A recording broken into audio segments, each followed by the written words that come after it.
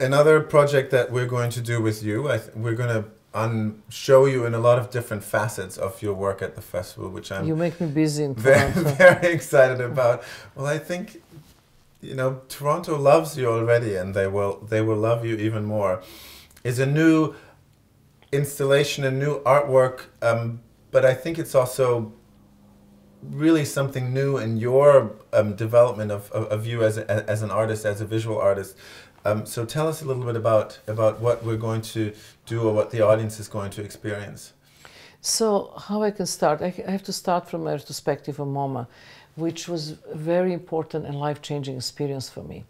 After the performing of 3 months, which was very long durational work, I stood up from that chair, first really feel full of joy that I actually succeed to do it, because every single day was question, could I really make it?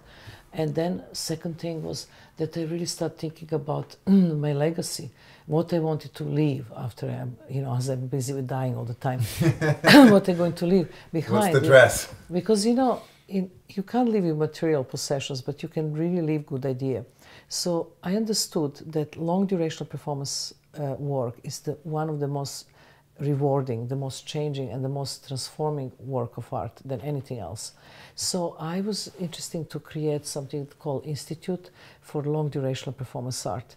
And I mean all the forms of art. I mean the theater, the dance, the music, the film, the video, you know, everything what I can call immaterial form of art.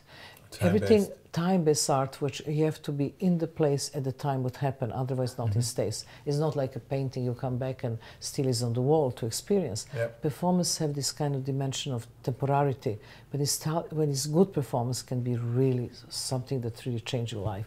So I wanted to make this institute, who I have the building in Hudson in upstate in New York, and the concept is built by Rem Koolhaas.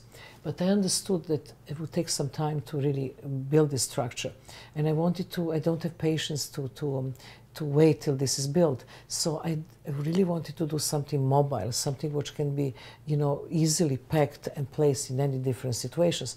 So I was really proposing MAI, which is Marina Abramovic Institute for Performing Arts, in a small structure, a completely, you know, kind of a montage building, which will be actually the premiere here in Toronto and doing the Luminato Festival, so that 6 people at a time in a very small context can experience different things. So the idea is that nobody ever teach public how to see performance art or to experience performance art themselves.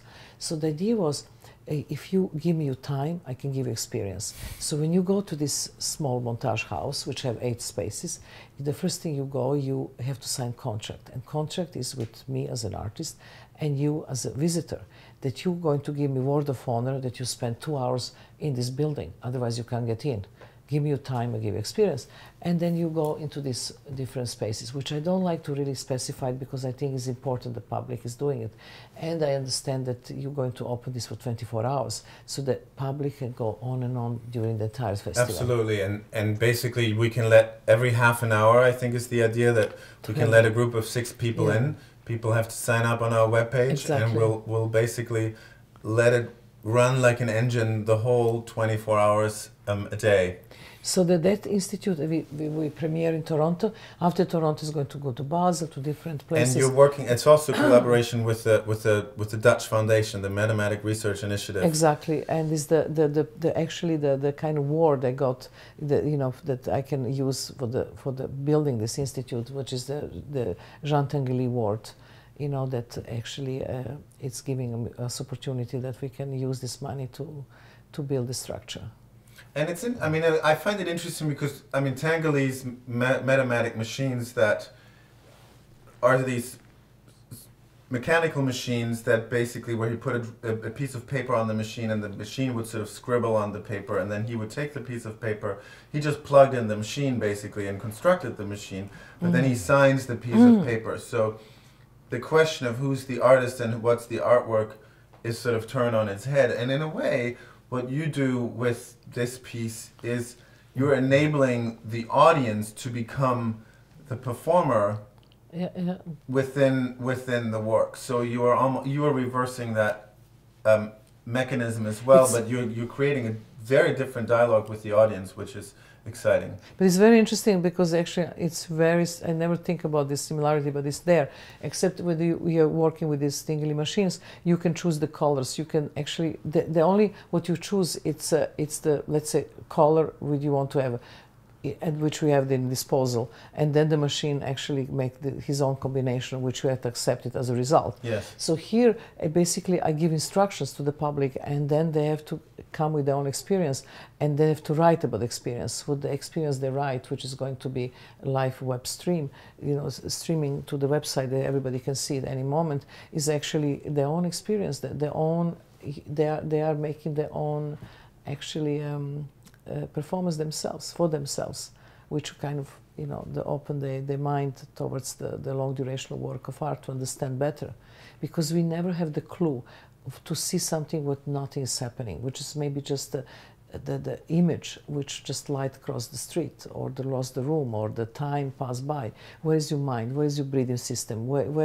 How is the position of the body? What is happening in yourself? And this institute actually would deal with these kind of questions. Well, I think it's wonderful that you want to share really your artistic insights from, you know, your long career and pass it on to a future generation. I think that's for me, really quite fascinating. For me, it's very important now that very young audience comes and experience this institute. We're going to place it in the park in the middle of the city, which really people coming is June, you know, is the summer. Yeah. So the people come with the dogs, to come to, you know, to enjoy nature, to sit on the sun.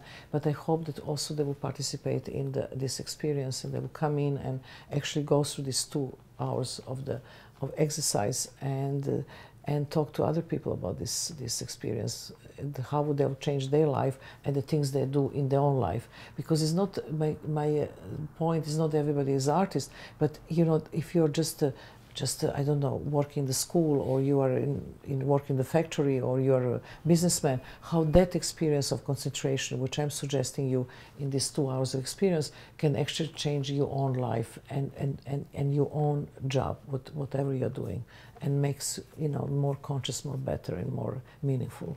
It's wonderful. I think you'll be very much loved and embraced by Toronto, and I can't wait for June. And I know we're talking also about a few other things even.